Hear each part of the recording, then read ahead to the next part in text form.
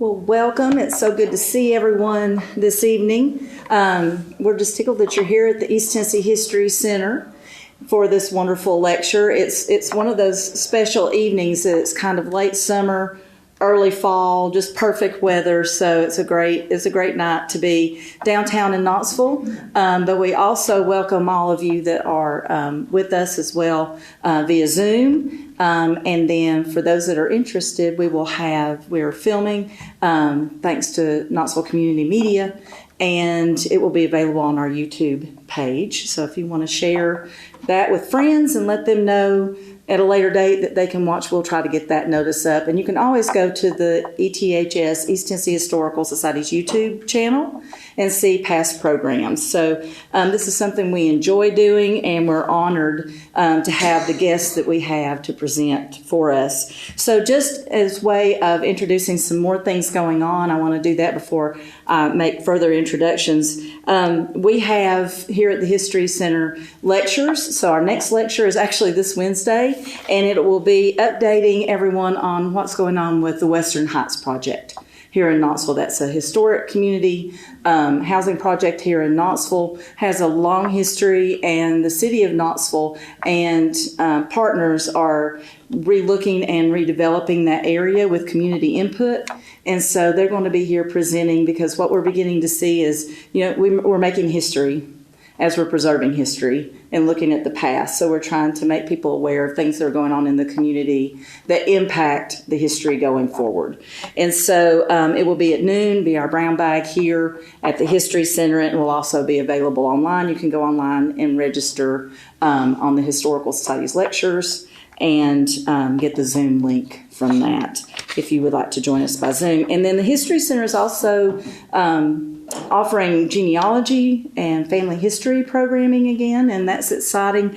And on Thursday, September the 28th, also at noon, we will have Joanne Dickinson will be here, and she'll be presenting on the families of the Fork, early Knox County surnames. And so if you're interested in that, and the best place to find out what we have that coming up is on our website, easttnhistory.org, and we'll be glad to share that, and also liking us on Facebook, and we're also Facebook Live tonight. So a lot of people say, well, we're kind of surprised that a lot of this is keeping going, but what we found, the one thing that's kind of survived the epidemic and the shutdowns, this whole ability to be accessible for folks that can't be present, but they can still attend our programs. It's something that we're really tickled to be able to do. The other thing we have coming up, I will just mention that our feature gallery is currently closed because we're installing a new exhibit, and it will be opening on October the 6th. And the first Friday event, the evening will be a celebration and an opening of that exhibit. So we'll have incredible musicians here, and it'll be open free to the public. So we hope that you will come, if not then, for the run of the show. It will be October 6th through July the 28th of next year. And the title of the show is They Sang What They Lived, the story of Carl and Pearl Butler. And so we're looking forward to opening that show. And everybody loves football, I think. Maybe not so much today. We've got to build back up and some excitement. So hopefully by October the 18th, am I right on the date on that? Is that right, Ken? 13th.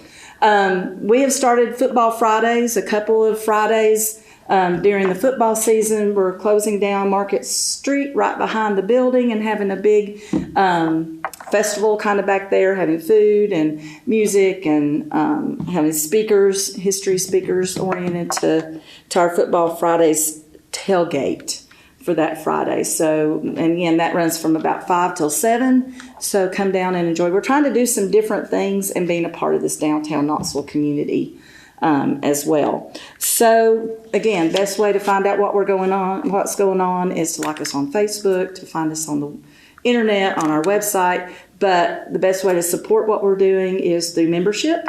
And if you're interested in learning more about membership, we have membership brochures, or talk to any one of us. Adam Alfrey's here, Ken Mays at the back, myself. I'm Lisa Oakley, Vice President and Curator of Education here for the Historical Society.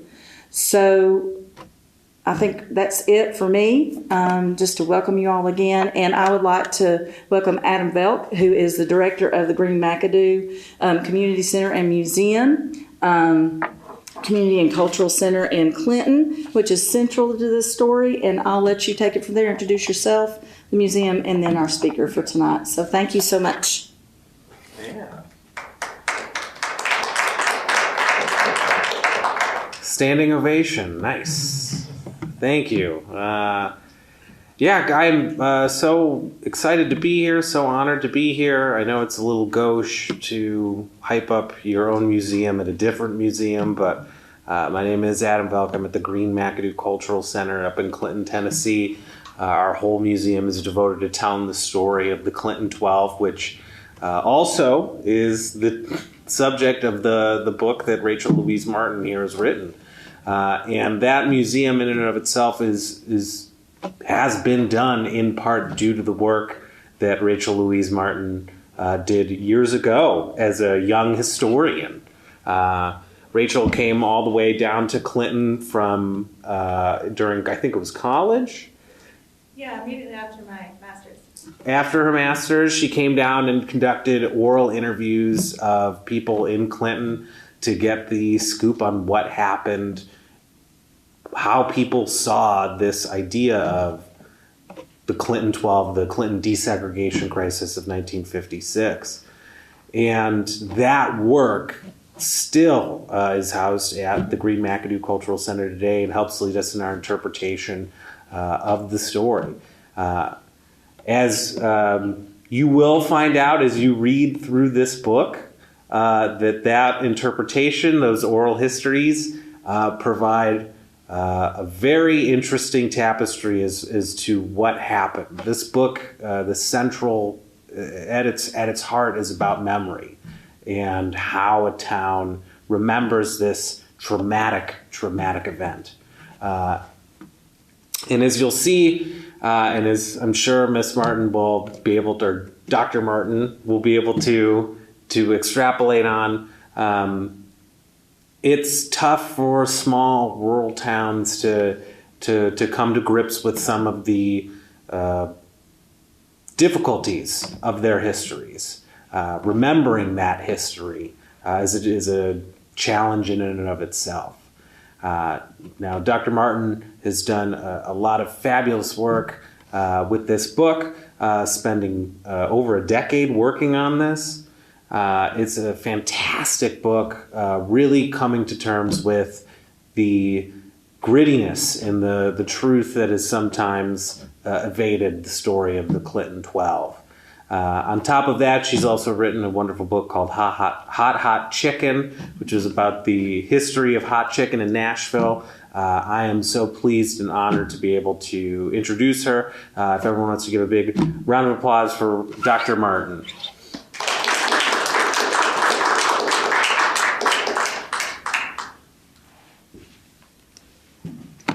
All right. Well, first, thank you for that very generous introduction just now. I appreciate it.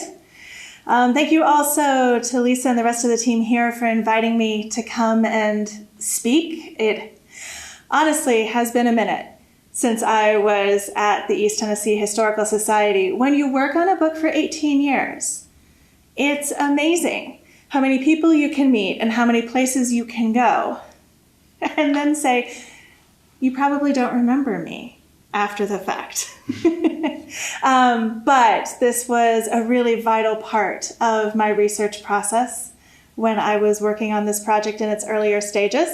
And thank you also to those of you who are with us in person or online today. I am grateful that you decided to take out some time on your Monday afternoon on a beautiful late summer day to talk a little bit about history and memory and the choices we've made in our past.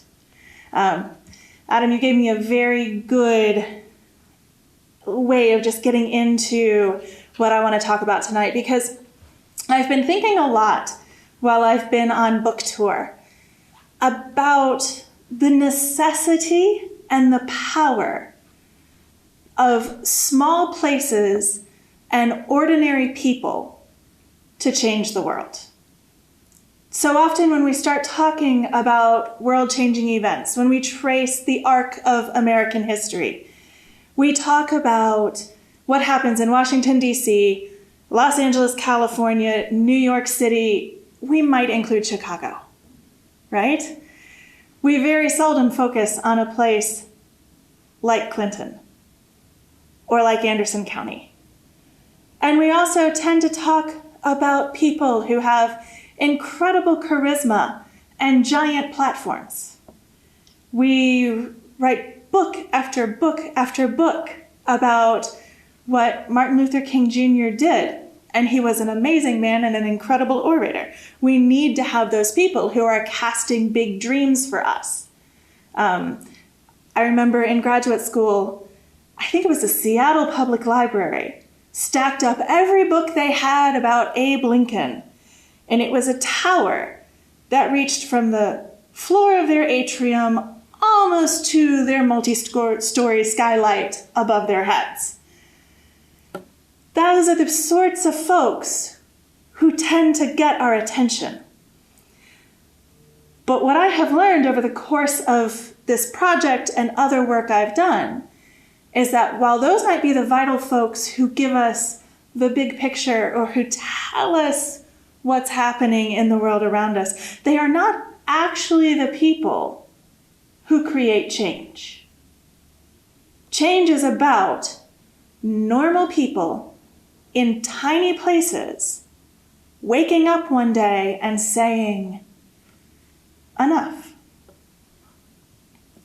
Tomorrow, something else is going to begin happening.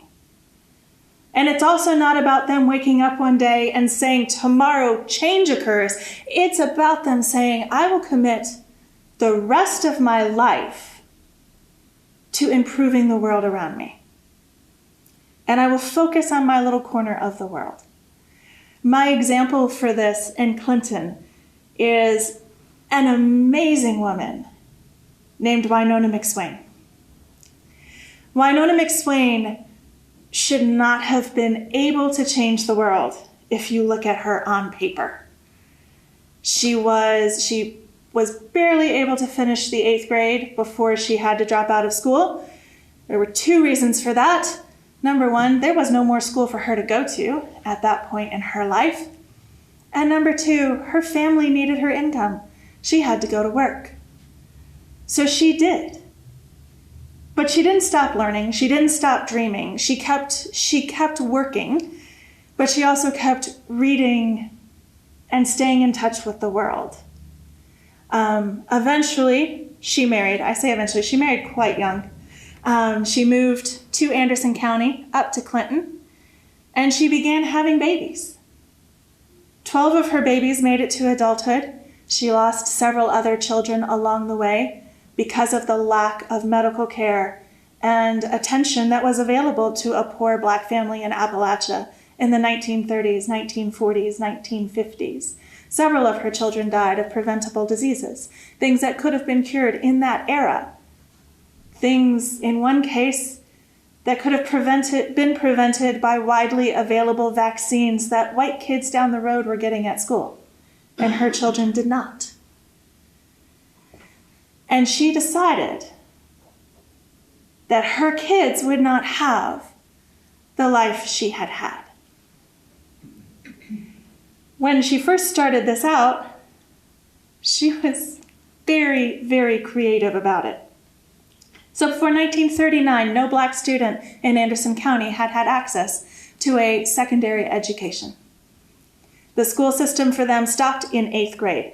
The county was able to do that because you had to, according to the state constitution, if you had 75 students of a certain race in the county, you had to provide them with a high school. So most counties that had less than 75 Black students in them interpreted that as being they did not have to, or maybe it wasn't even legal for them to use state funds to provide for a high school education for Black students. And so before 1939, school ended for most Black children in the 8th grade, unless their parents were able to pay for them to go to a private school somewhere, a boarding school out of county, where they could receive further education. In 1939, some Black parents and adults in Anderson County decided that was it. They were done with that. Their kids needed to have access to the same sort of education that the rest of the white students in Clinton did, because the world was changing. People were no longer going to be farmers. They needed to be able to read and write. They needed high school diplomas to move up in the world. And so they went around the county and they gathered up signatures. And they presented this petition to the county school board and basically forced the school board to say, okay, fine, we will pay tuition. Tuition, not transportation, but we will pay tuition so that your students can attend La Follette High School, which was a failing school, one county north of them, but nevertheless better than no education at all. For Winona McSwain, that didn't cut it. So she went to the superintendent and she said, I want the money that you would have given for my child to attend La Follette, cut a check. And I'm going to choose where that money goes. For her girls, that meant that the money went to a private Black girls' school in Asheville, North Carolina, where they were able to receive a phenomenal education. For her boys, they were sent to Nashville to attend Pearl Cone High School. Well, today it's Pearl Cone. At the time, it was just Pearl High School, one of the top Black schools in the nation. And that worked for a decade, until in 1949, one of the principals at Pearl goes and gets Winona McSwain's son out of classroom and says, you can't keep attending classes here. We don't have your tuition money.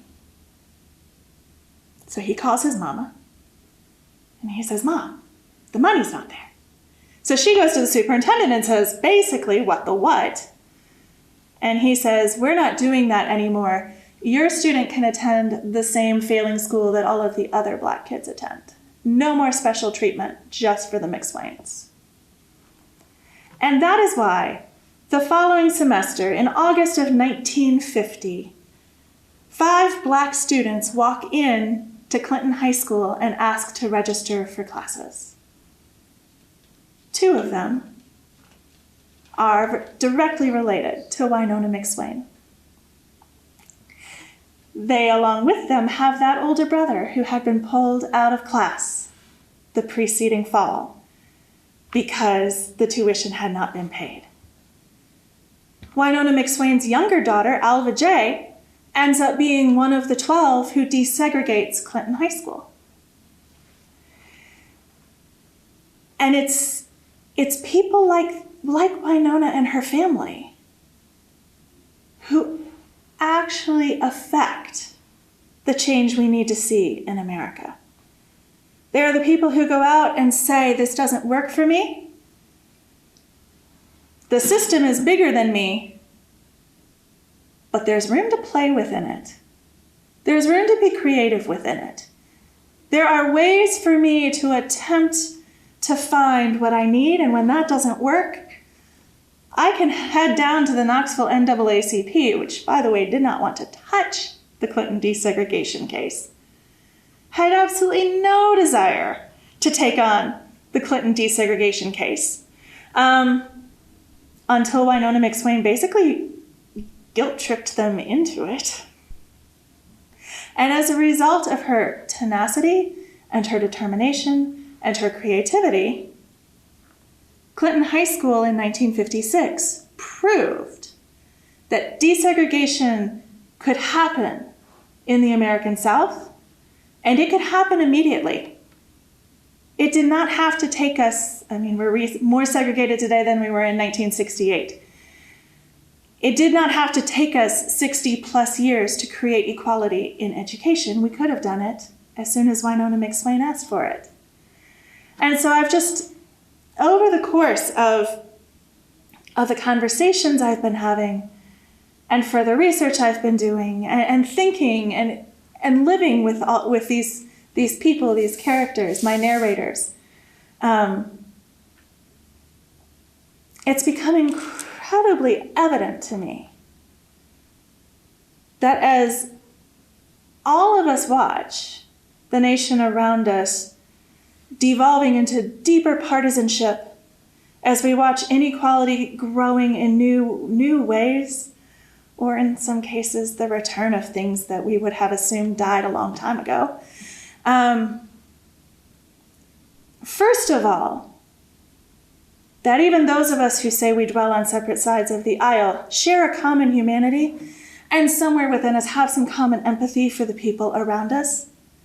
That it's one thing to look at things and say policies, platforms, politics. It's another thing to say children, education, like in the effect of this upon individual humans. And returning to that emphasis on who is my neighbor and how can I help?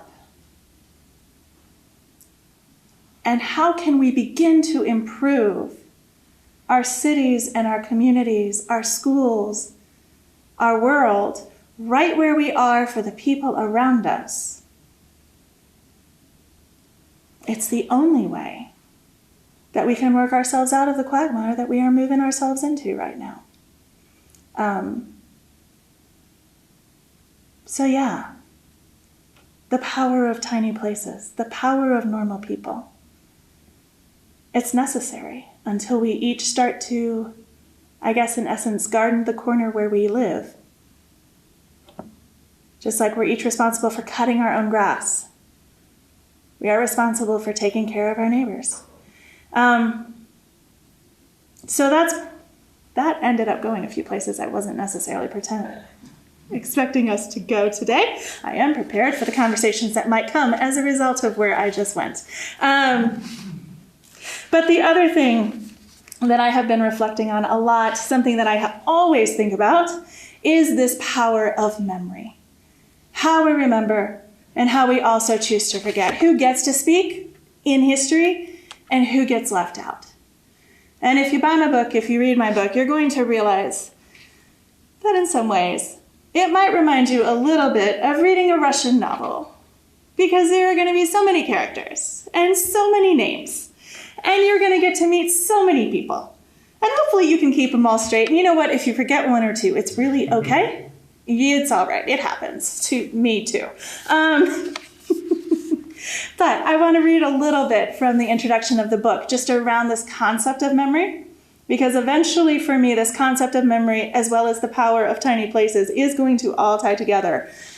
It's not there quite yet, but maybe it'll happen in the next 15 minutes. Deciding what narrative, or more accurately, whose narrative to feature in the exhibits at Green McAdoo was going to be challenging. The battle of the story over Clinton's desegregation is part of an ongoing national struggle over the politics of memory. History, like all things involving power in America today, is seen as a zero-sum game. But our memories are not time machines. They reveal something deeper and truer and more personal than a simple timeline of events. We choose what we want to remember, and we also choose what we will forget. I was able to reconstruct these previously unknown stories because the people of Clinton were generous with their memories. My narrators taught me to think of memory as being like music. The basic building blocks are the solos, one voice telling its story. As soon as more voices join in, the music of the past becomes more complex. Some people have held on to perspectives that harmonize, differing only by gradations of nuance, but more often the various voices are in discord and disagreement. This is the most troubling part of memory, but it can also be the most revealing. There is power in the complexity of a community's story when it clashes like Stravinsky's Rite of Spring. If you stand next to only one voice, the rest of the orchestra seems to be in chaos. But if you can step back and listen to the whole of the group, the differing narratives become the melodies, harmonies, and descants of the piece. As I've learned about the struggle in Clinton, I've been amazed by its erasure from official accounts of the civil rights movement. Midway through this project, I climbed to the 4th floor of the Davis Graduate Library at the University of North Carolina. I studied the call numbers, searching for E185.61.A425 2002. I'm sure that means a lot to all of you right now. The beginning of the library's main civil rights history section, I reached for the first book, The Origins of the African American Civil Rights Movement, 1865 to 1956, and flipped to the index looking for any reference to Clinton. Nothing. I checked the next likely book, The American Civil Rights Movement, Readings and Interpretations. Still no references to Clinton. I continued down the shelf. What happened in this little town between 1956 and 1958 wasn't a small story at the time. People around the world followed as 12 black students braved mobs and beatings and bombings for the right to attend high school in their home county. The Associated Press, Reuters, Life, Time, the New York Times, America's 3 major television networks, even the BBC and the London Daily Sketch, all stationed journalists there. Pioneering documentarian Edward R. Murrow filmed 2 award-winning specials about the school. Evangelist Billy Graham hosted a crusade in the school's gymnasium, urging repentance, healing, and reconciliation. The events in Clinton challenge how we talk about our civil rights history. Many of the best-known desegregation narratives, Little Rock, New Orleans, Boston, Birmingham, have been told in ways that give us clear-cut heroes and villains. What happened in Clinton is messier than that. It is a tale of how apathy enables hatefulness. It's a story of how discord can balloon into violence. It's an account of how doing the wrong thing gave some people unprecedented power and opportunity. It's a record of how doing the right thing can leave some individuals permanently scarred physically and mentally. It's a chronicle of how a small southern town can explode and then a whole entire country can forget. On the first day of the 1956-57 school year, however, none of the participants knew any of this was about to happen. They were doing something never before accomplished in American history. Had their success been decisive and immediate, or had local, state, and federal officials shut down dissent and stood up for the court order calling integration right and fair, where would we be as a nation today? Instead, everyone in power waffled or looked away. Today, we are split by many of the same divisions and grievances that splintered Clinton in 1956. How will our leaders respond? And if they, too, continue to abdicate their responsibility, how will we take charge? The process of forgetting an event as important as the desegregation of Clinton High School sounds passive, but it requires an active correction of the record. When I started my work in Clinton back in 2005, my first oral history interview was with Margaret Anderson, a white woman who had been the high school's business and typing teacher. She had served as the unofficial guidance counselor for the 12 black students. Though she had not believed in desegregation when the 1956 school year began, she did believe in obeying the law. The black student struggle to remain in Clinton High changed her into a true integrationist. She wrote about desegregation in a series of articles for the New York Times, which she later expanded into a memoir, The Children of the South. In her narrative, she centered the black students and castigated many white leaders. Maybe that was why, when I was introduced to her by a local white official just old enough to have seen events for himself, he admonished her. "Now remember, Miss Anderson, you lied in your book," he said. "You tell Rachel what we agreed had occurred." Yeah. After he left, Margaret made me a mug of instant coffee and we sat down in her parlor to chat. She was nervous. Understandably so. "When I don't want you to record it, could I just raise my hand or something, give you a signal? That way I feel free, you know what I mean?" I didn't realize it that morning in Margaret Anderson's kitchen, But I would spend the next 18 years of my life immersed in the stories the people of Clinton had to share, whether their neighbors wanted them to or not. As each person I spoke with would show me, William Faulkner was right. History wasn't dead. It was barely the past. And I don't just mean that stories told by grandparents and great-grandparents lived on in their descendants' minds. This history was so recent that many of the participants themselves were still alive. When locals looked at pictures of white rioters around the school, they knew the faces captured on film. These were the people they shopped with at the local food city, or worshipped with at First Baptist Church, or traded presents with every Christmas. The people in the pictures had birthed and raised them. The best way to settle the conflict over desegregation was to let it lie, many white folks said. Or, as one founder to the Tennessee White Youth told me when I asked him for an interview, "Honey, there was a lot of ugliness down there at that school that year. Best we just move on and forget it." But though the rest of the world did forget about Clinton High School, the students and teachers and parents and townspeople affected by the story could not.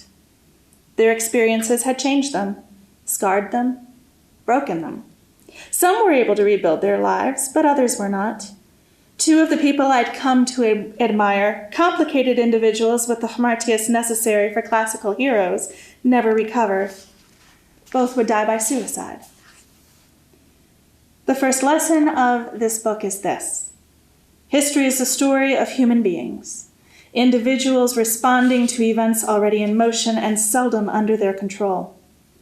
Along the line, many of them end up doing things they never expected. Sometimes they act bravely, changing their world for good. At other times, they do injury to people they would have called friends. Very few of us are simply heroes or villains. None of us deserves to be remembered for only the very best or the very worst things we have done. And yet we must be accountable for our damage. And a lot of damage was caused in those years. So,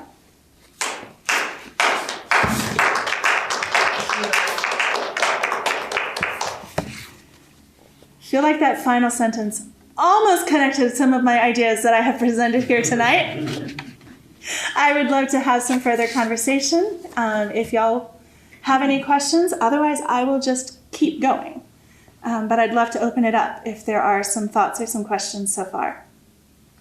I was surprised by the two people who did commit suicide. The leaders. So heavy, the burden. Mm-hmm. And if you could just repeat the question. Absolutely. Yes, so she was saying that she was, and I'm sorry, I have forgotten your name. Jan. Thank you, Jan. I think I've seen you before. But Jan was saying that she was surprised by the two individuals who did end up committing suicide.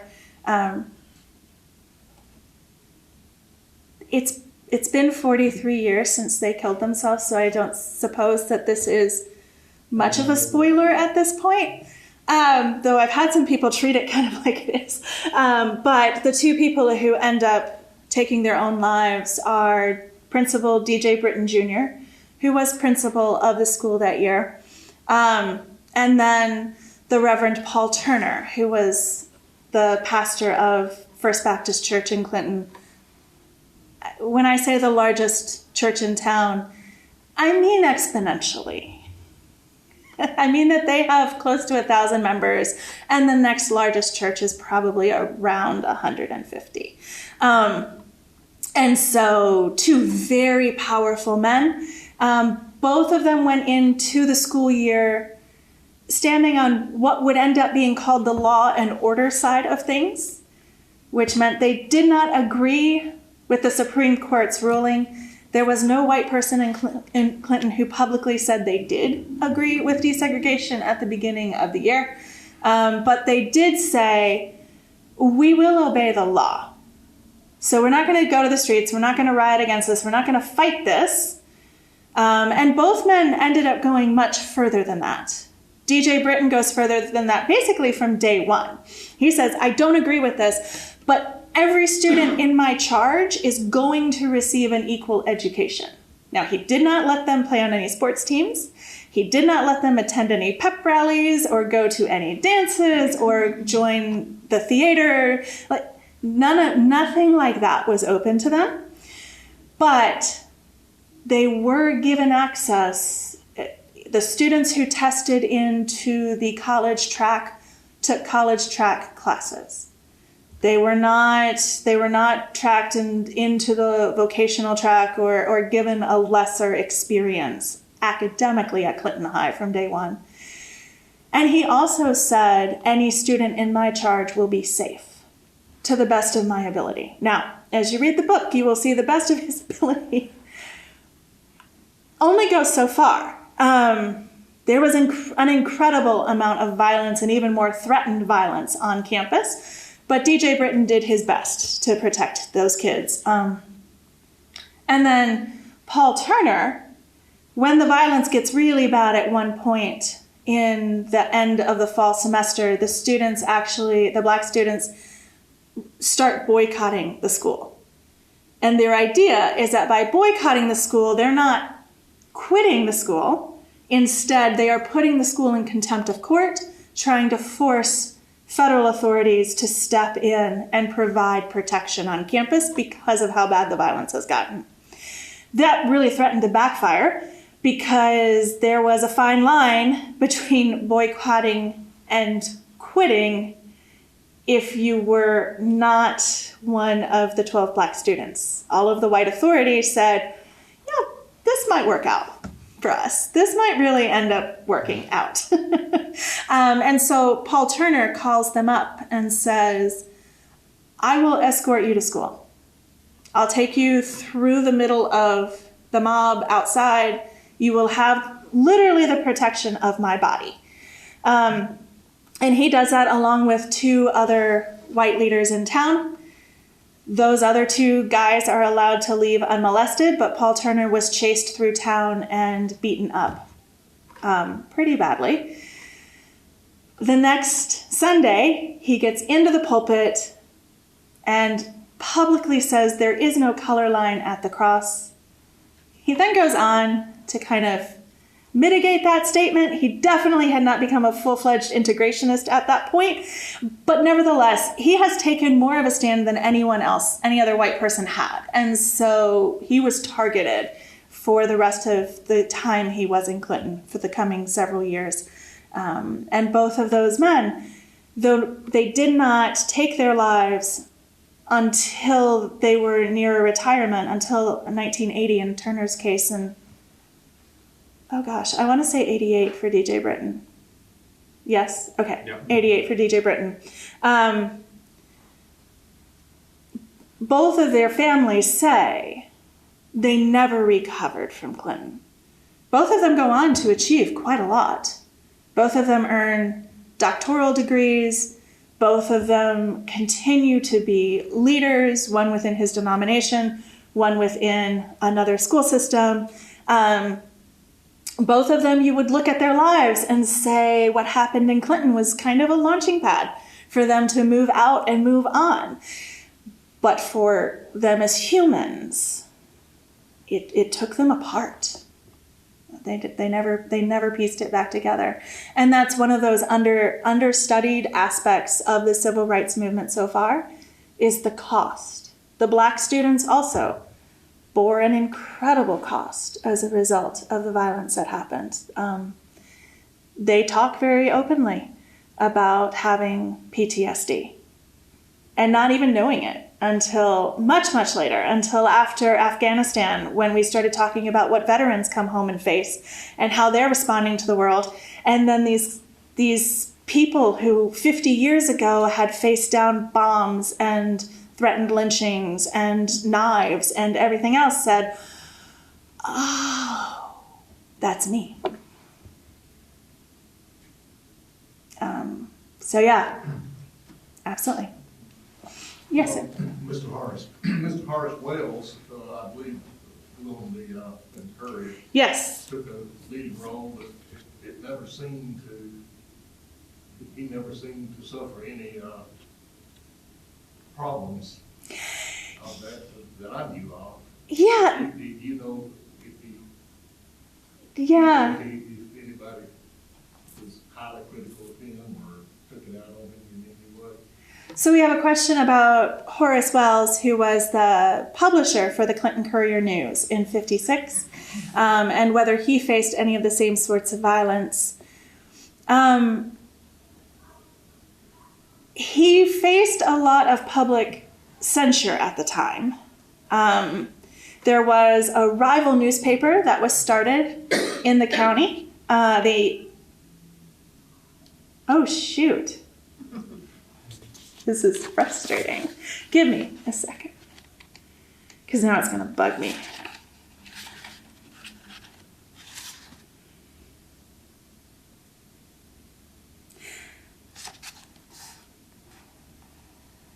The Tennessee Reporter, that's what it was.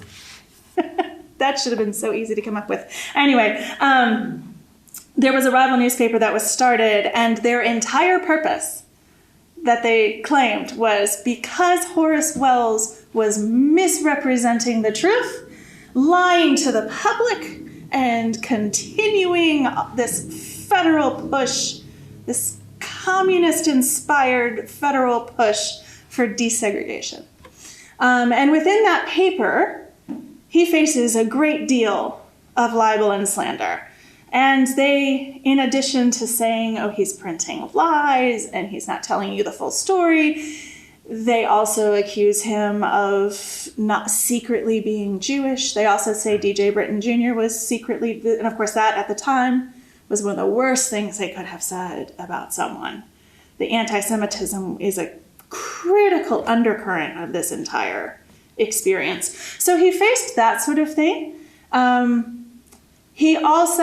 was one time when there are lots of bombings that happen. The subtitle of this is The Explosive Beginning of School Desegregation, and it's not figurative. Things blow up all the time. And so I learned that there was a very real difference in the type of bomb that is set. If it's just blasting powder, or it's not carefully placed to do real damage, it's kind of like a warning shot. It's like they took a pistol and fired it in the air. They didn't mean anything. They meant something by it, but they didn't mean anything by it.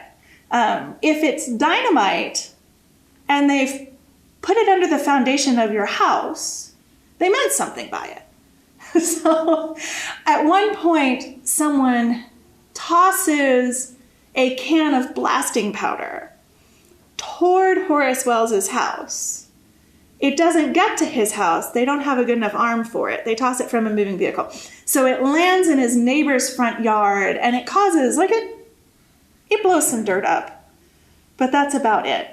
And so it's understood that that was intended for Horace Wells, but no, compared to some of the other white leaders in town, he got off pretty easy. They didn't burn any crosses in his yard. They say some things about his daughters who were still high school age, but they never actually threatened them in any real way. And what they had to say about the girls is so just patently false that no one even, it doesn't do them any social damage. Well, the alternative paper evidently didn't last very long. And of course, his paper continued to... Oh yeah, it's still around today. Continued to thrive. Yeah, no, Leo Ellie, the editor of it, I think he published it to 58 off and on, and then moved on. He wasn't a journalist. He was mad. Online we have a question from Keith Royston. He said he just picked up your book on Saturday from Green McAdoo and wanted to know if during the process, if you found any unknown facts or comments or discoveries late in the writing of your book that caused you to make changes, substantial changes to the book. Oh, like in year 18, did I discover things? Actually, yeah, I did. Actually, Winona McSwain joined the narrative of the book after the first draft had been submitted. So that was exciting. Thankfully, my editor was very excited about that change and did not say, why do we have a whole new chapter here about someone I haven't heard of yet? Because, yeah, there was potential for that to be the response. And how did I come across her story that late in the game? I had definitely been looking, looked her up multiple times and never found anything substantive. Yes, I know. There's a black paper out of Philadelphia that digitized their archives in the meantime. And one of their journalists had spent quite a bit of time on the Hill in Clinton doing interviews, and he loved Winona McSwain. I think he just hung out at her house. I think that he came to town, he sat down on her front porch and said, this is a great view of downtown, I'm never leaving, is my working theory on what happened there. Because he wrote 5 or 6 different articles about the McSwains or featuring the McSwains or everybody else coming to the McSwains. And so thanks to him, I was able to say, oh, this is the role she played in 56, and then it was very easy to go backwards from there and reconstruct the rest of the story. But I hadn't been able to establish what she had done in 56 until those got digitized. So, yeah, that one, if the book was supposed to, originally, it was supposed to come out, maybe 6 months before it ended up getting published, and then things got shuffled behind the scenes, and if that hadn't happened, we would not have Winona. Did you get any threats Oh, yeah. recently? I mean, after publication? No, amazingly. Well, not related to this project, at least. Okay. I've had threats since then, but not related to this one.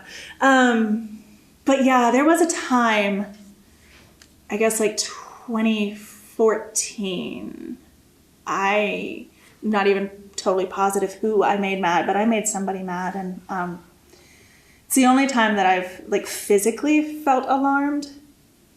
My Twitter DMs are always a landmine. Social media is a terrible place. So if you DM me, I may or may not ever respond to it because I don't know what I'm going to find in there.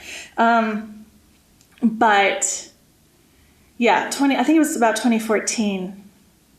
Someone found me, and it was not good for a little while there. How did you deal with that? Or did you send it to authorities, or did you deal with it on your own?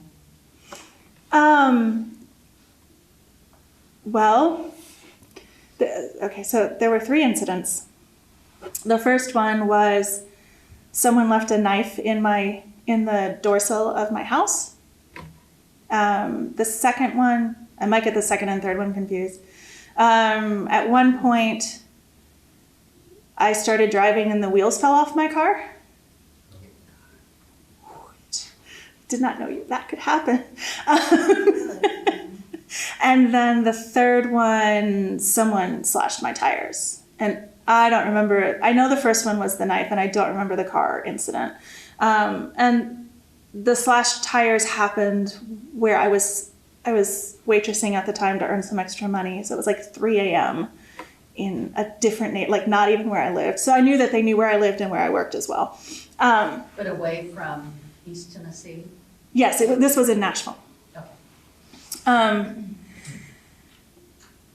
My dad was the one who found the knife, so I know we reported that one. I don't know that I reported the other 2. I Just also stopped walking to my car by myself, and I learned to check my hubcaps. And I also periodically have to tell people, like, I know that what I just said or did does not seem totally logical to you. I just sounded really paranoid in this moment in time because of something completely innocent that just happened. We need to back up. I have history. Just somebody online just asked if you could just kind of repeat the questions that are being asked. Oh, I'm so sorry. Yes, so someone had asked if I had ever faced threats, either as a result of publication or as a result of this project. That's what we were discussing. Perhaps a little bit, we've talked about some of the characters and some of the individuals from the white community. Mm-hmm. Maybe a little bit observations about some of the students. And because I know that different students, different participants have kind of handled things or communicated in different ways or lived with the story in a different way.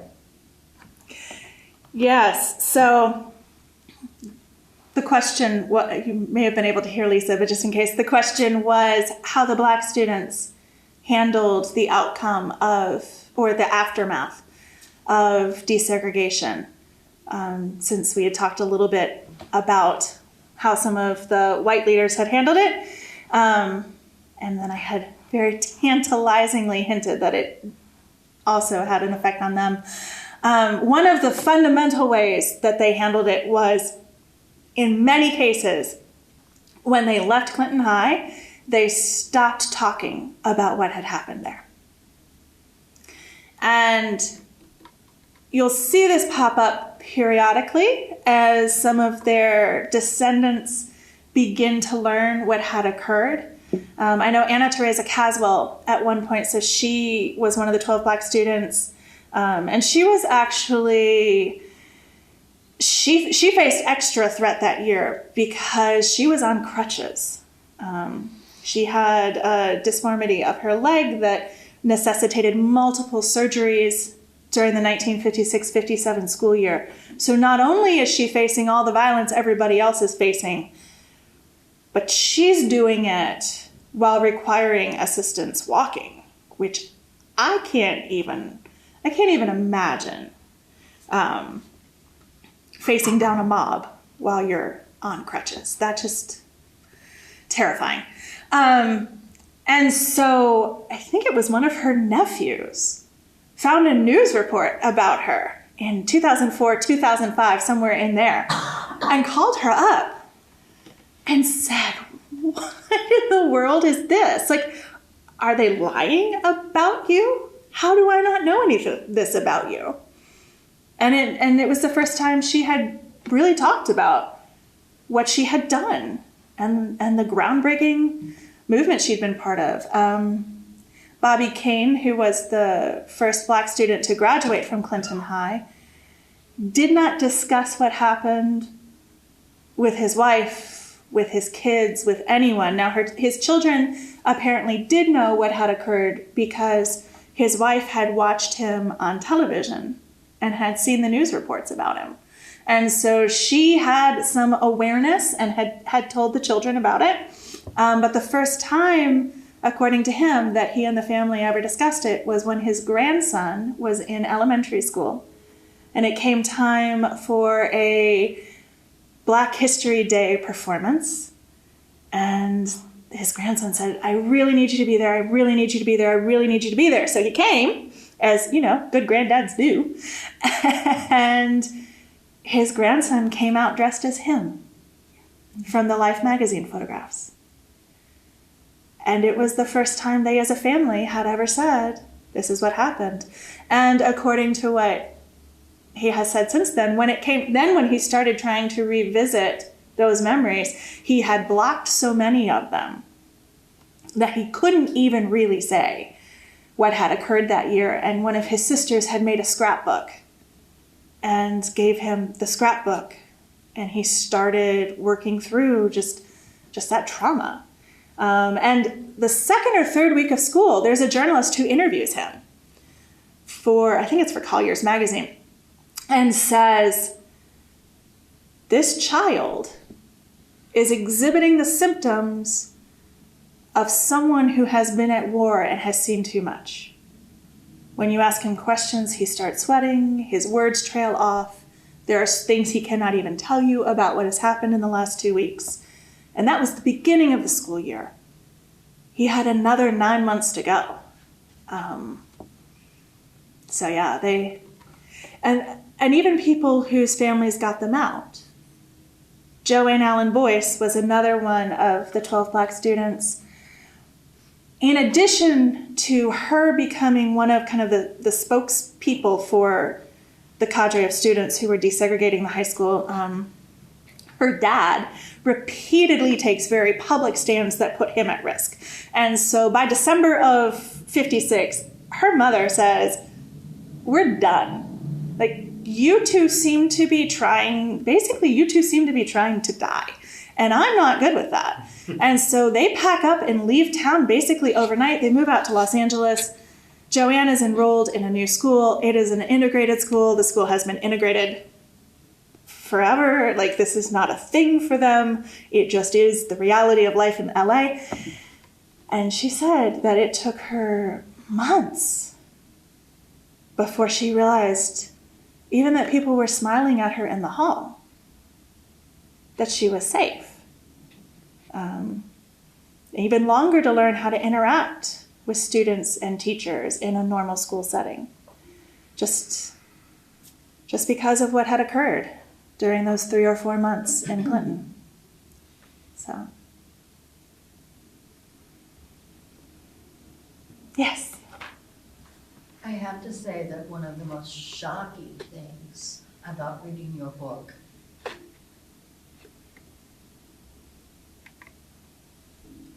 was finding out about the author of Education of Little Tree. It broke my heart.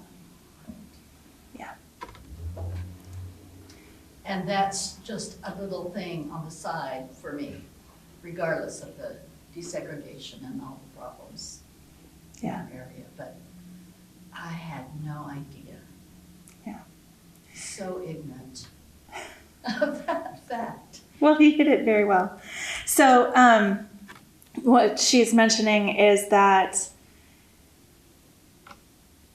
I forget what he even publishes under. So The Education of Little Tree, a book that generations of kids in America have been required to read. I want to think 5th grade, 6th grade, somewhere like that. It made it onto one of my very early required English reading lists. Summertime, when you're first learning how to do that, and that you have to read things over the summer. I mean, I was reading over the summer. I'm that kid, right? But anyway, one of the first required reading lists. But he was actually Asa Carter, who was the leader of a very, very violent offshoot of the White Citizens Council. In fact, he gets kicked out of the Alabama White Citizens Council because he's too violent and too anti-Semitic and too racist. And it takes something to earn that title. He ends up being affiliated with the group of people who bomb multiple synagogues. He is at least loosely affiliated with the guy who we just had the anniversary of the bombing of the Baptist church, where the 4 teenage girls were killed. He's at least loosely affiliated with that bombing as well. So he's all sorts of ugly and hateful. And I think that that's one of those places where initially you say, oh my God, how? And then honestly going back and reading the book and looking at all the ways that we have let this philosophy, this hatefulness, this prejudice seep into every aspect of our culture. And it means that it's really hard to go in then and unpick and unlearn, because some of it seems so innocuous. Some of it might even seem like it's actually fighting for the other side until you go back in and you say, what's going on here? It reminds me of, I was raised in the rural South. I wasn't raised here in East Tennessee. I grew up in Rutherford County, Tennessee, so, a few counties over. But I was raised Southern Baptist. I love me a good 4-part Southern gospel quartet, right? Like those harmonies, especially the old style where the tenor, God knows what they're doing, but it's glorious. I love it. And at one point during the course of this project, I thought, I need something fun to work on. And so I decided I was going to research the history of Southern gospel quartets. And I was sure that there were going to be some dudes that I didn't want to know about, right? Like, we're talking about us, so we have some bad moments, but I thought, surely I can make this fun. And it took me about 2 hours of research before some librarian burst my pretty little bubble and said, yeah, so the founder of the guy who basically launched white Southern gospel quartets was a leader of the Klan, and he used these quartets to sing and publish Klan music to raise money for the Klan. And you go in, and yes, these quartets in the very beginning are out there singing cluck, cluck, cluck. And it's so interwoven, and it's going to take a whole lot of work and a whole lot of really hard questioning of ourselves and who we are and what we believe in and what we want to believe and what we want to teach our children and where we want to go in the future. So I think we're kind of coming close to time, and we have a good question that might be segue Wonderful. into final comments, and then folks are welcome to stay. We have books for sale out front. The question is, what are you currently working on? You told me that it's a fascinating project you're thinking about. Yes. So that might be something, and then just any final thoughts to kind of tie things together. And hopefully, I mean, this has been a great book talk on the book, and most everybody has a copy, so and you're going to be in Clinton tomorrow. I'm in Clinton tomorrow, so if you need to see more of me, come north. Yeah. But you might want to tell them a little bit about what you're doing, and repeat that too for the Yes, so the question was about what I am currently working on. There's a tremendous amount of freedom and also backlog because I've been working on this for 18 years. So like, what do you do now? I am really fascinated by, and it's actually a group of women. So the woman who led me into this project at the time was called Ophelia Colley. Eventually she moved in 1940 to Nashville and changed her name to Sarah, and then she married Henry Cannon, so she became Sarah Cannon, and she went on the Grand Ole Opry where she performed the character Minnie Pearl. But I'm fascinated by Ophelia Colley. Back in the day, like before Minnie Pearl is Minnie Pearl, who was she? And she was this college-educated, very wealthy, highly cultured woman who, at 21, took about $10 that she had in her savings account, got on a train, and joined a traveling theater production company. So for the next almost decade, she went around the rural South. She would have 10 days in each location, and she would cast, produce, and direct a play. At the end of the 10 days, the play would go on. She would then pocket half the money for the production company. Half the money would stay in the local community to buy chairs for the school's auditorium or to put a new floor down in the gymnasium or whatever it was that they were raising money for. And then she would head off to the next location and do this all again. Fascinates me. I mean, just what in the world is going on there? This production company she was working for was run by a woman named Hetty Jane Dunaway, who had been one of the most notable vaudeville actresses of her time. And she wrote all of and composed the music and everything else for the plays that these 250 some odd producers were putting on across the South. And all of the plays were blackface. So it gives me a chance to really, I really want to dive into some of these questions of femininity and class and race and opportunity, who has opportunity, who doesn't, ambition within white middle-class womanhood. I don't know why I might have questions about that. Just all of these things I want to dive into deeper. And I think that this might be a good way to go about it. Or who knows? We'll see. There has been one essay, if you want to know more. Oxford American, this past summer, I published an essay about the woman who had inspired the character Minnie Pearl. She stayed, Ophelia Colley stayed with this woman up in Baileyton, Alabama for 10 days. And that was the source of Minnie Pearl. But, and my final comments, how do I tie all of this together, y'all? It's very simple. Change doesn't happen because of other people. Change happens because of us. We are in yet another moment of crisis. 1956 was a moment of crisis. We are in another one right now, and we are the people who determine what happens next. It's not our federal leaders, it's not our state leaders, it's not even our mayor. It's us. We get to decide. And we get to decide whether we take care of each other and protect each other and open doors for each other, or whether we will perpetuate the violence and the damage that has been done in the past. And those are my final thoughts. Thank you so much.